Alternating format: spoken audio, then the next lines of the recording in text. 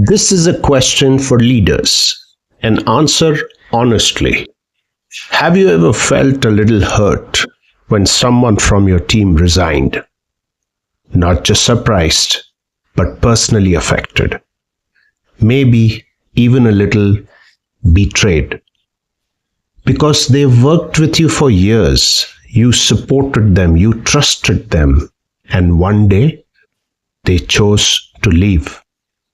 If that feeling sounds familiar, this episode is for you. Because today we're going to talk about something most leaders feel, but very few are willing to admit. Welcome back to HR Simplified. This is your host Ravigmotwani, and today's conversation is not about policy. It's not about HR process. It's about leadership behavior. Specifically, why do leaders take resignations personally? And what does that say about leadership maturity? Because the truth is, how you handle exits defines your leadership more than how you handle entries. Let's first acknowledge something. It does feel personal. Someone worked with you for years. You hired them, you trained them, you supported their growth. You've seen their journey. And then one day they say, I've decided to move on. And internally, something shifts. You start thinking. First thing that comes to your mind, why didn't they talk to me first? Was I not supportive enough? Tell me frankly, you would have asked this question to yourself, right? Or maybe something like this. After everything, this is how it ends. Let's pause here. That reaction is human. It's normal. But here's where leaders go wrong. They don't stop at the feeling. They act from it. Feeling something is human. Acting on it without awareness is where leadership breaks. Here's the truth leaders don't want to hear. Let's get direct. Someone leaving your team is not betrayal. It's not disloyalty. It's not a personal rejection. It's a career decision. Maybe they got better pay, a bigger role, more growth, or their personal priorities changed. Maybe you couldn't match it. Maybe the opportunity doesn't exist in your team. And that's okay. Because here's the truth. You're a part of their journey, not the destination. You helped them grow. You didn't hire them to stay the same. And what does weak leadership look like during resignations? Now let's talk about what I still see happening in organizations. The moment someone resigns, the leader changes. Suddenly there's micromanagement, there's unnecessary pressure, there's questioning of commitment, there's subtle negativity.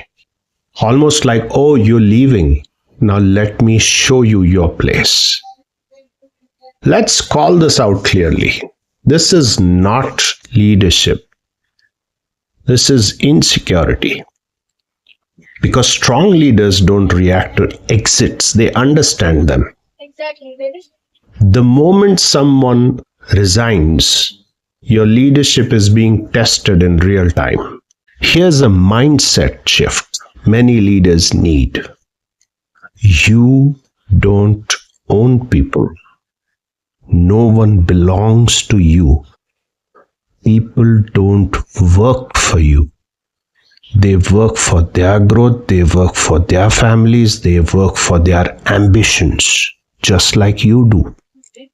So when someone finds better pay, better role, better alignment, they are not leaving you. They're choosing themselves.